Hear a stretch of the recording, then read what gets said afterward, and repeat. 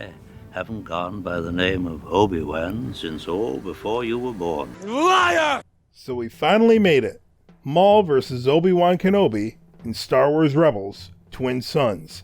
This is That Brown Bat, and this is my first ever complete review on a TV show. The first shot of our episode introduces us to two suns in the sky, revealing the location as the planet Tatooine. As the camera continues to pan down, we hear Maul's voice saying that he's lost. But yet, he can still feel his presence. We then see Maul walking through the sand when he finally yells, "Kenobi!" Maul has an idea to use a shard of the holocron to connect with Ezra Bridger in order to draw Obi-Wan out of hiding. Now, from what's given to us, we don't know exactly how long Maul has been searching on Tatooine for Obi-Wan, but we do know that Maul left Dathomir in episode 10, Visions and Voices, and we are now on episode 19, so he could have been wandering the desert for weeks, which could explain how even a skilled Force user could become so exhausted. Aboard the Ghost, Ezra awakens to hear the voice of Obi-Wan Kenobi from Kanan's holocron. He goes to inspect what's going on, and he uses the Force to break into Kanan's quarters. The recording of Obi-Wan was playing, however, yet in a broken state, due to the damage the holocron sustained in the episode Holocrons of Fate. The Sith holocron glows red and emits the voice of Maul screaming, "Kenobi!" Startled, Ezra turns around and notices Kanan standing in the doorway. Outside in the briefing area, Kanan tells Hera that the holocrons sometimes take a life of their own, and that this may be another trap set by Maul. Ezra argues that the holocron is letting them know that Obi-Wan must be alive and he needs their help. Rex reminds them that Senator Organa confirmed Obi-Wan's death, which would explain why the rest of the team is so reluctant to believe Ezra even after the events that happened on Dathomir.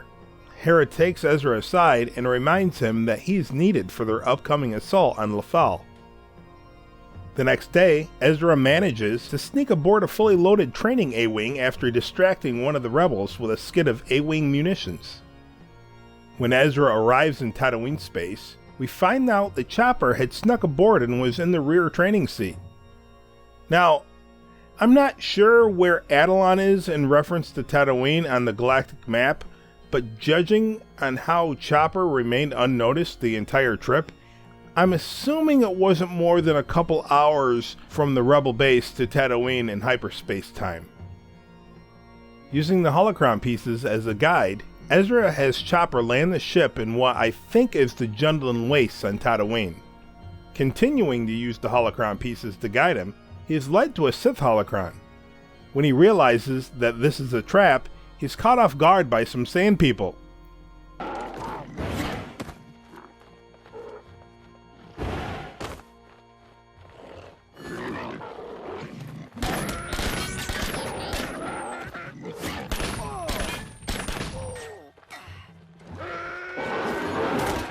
They attack the A-Wing, subsequently causing it to explode.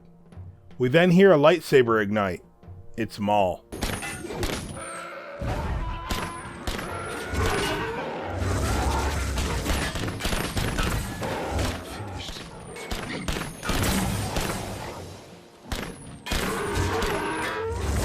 And he kills all of the sand people. Oblivious to Maul's presence, Ezra thinks that the explosion scared off the sand people. Ezra and Chopper set out, wandering presumably for hours in the Dune Sea. Chopper then runs out of power. Then after one final vision of Maul, Ezra passes out. Guess that got away from me. Expect to win.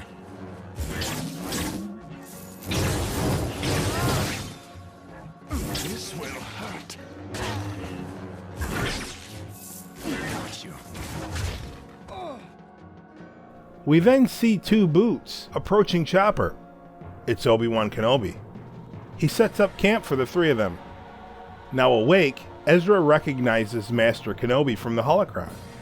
Obi-Wan most likely knows Ezra by conversing with Yoda via the Force, as he knows him by name. Obi-Wan explains that Maul tricked Ezra by using his desire to do good against him. Their conversation is cut short by the entrance of Maul. Obi-Wan convinces Ezra that Maul is not his responsibility and he should head north on his dewback to get back home. Maul and Obi-Wan exchange banter when Maul finally figures out that Kenobi is protecting someone. Obi-Wan then ignites his lightsaber and goes into his Form 3 stance. Maul strikes twice with Obi-Wan blocking each one. Maul's third strike was meant to hit Obi-Wan in the face with his lightsaber handle the same way he did to Qui-Gon before killing him. But Obi-Wan countered with a downward stroke, slicing Maul's lightsaber in half and mortally wounding the former Sith. Before Maul dies, he asks Obi-Wan if he's guarding the Chosen One, to which Obi-Wan confirms. Maul then says that he, meaning the Chosen One, will avenge them. Ezra arrives back on Atollon in Maul's starship, assuring them that Maul is finished. He then apologizes for leaving. Our episode closes with Obi-Wan from a distance watching over Luke Skywalker as Aunt Beru calls to him. Okay, what did I think of this episode? I thought it was really engaging, and I was 100% okay with the short duel at the end. The only gripe I had was that the episode itself was too short. Now, Dave Filoni stated that there was a lot that wound up being cut for time, but I agree with Dash Star in that one of the filler episodes could have been dropped in order to compensate for a two-parter. Now, I've heard some people disagree with how quick Maul was to figure out that Obi-Wan is protecting the Chosen One. But if you recall, Ezra's desire of the holocron was to learn how to destroy the Sith. It was stated back in the episode Visions and Voices that Maul learned some of what Ezra wanted and vice versa.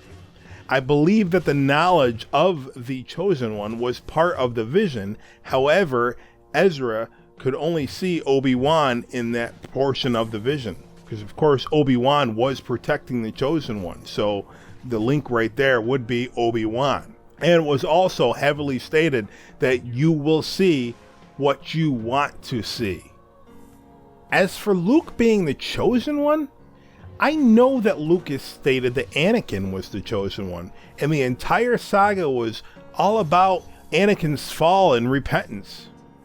But he also said that he never intended to go past Return of the Jedi, when in fact he originally did intend to go to Episode 9, as he stated in interviews in the early 80s. So the things that he said, if they didn't make it on screen verbatim, then we can really only take with a grain of salt, especially since Disney now owns the property. So here's my take on what Disney is implying by saying, yes, Luke is the Chosen One. Remember when Mace, Yoda, and Obi-Wan were discussing the prophecy, and Yoda said perhaps it was misread? Well, perhaps the one that the prophecy was speaking of was not referring to a single person, but rather a family, and that family being one, and that one being the Skywalker family. Well, that's it for this review. This was, of course, my first ever review on an episode. So until next time, this has been That Brown Bat signing off.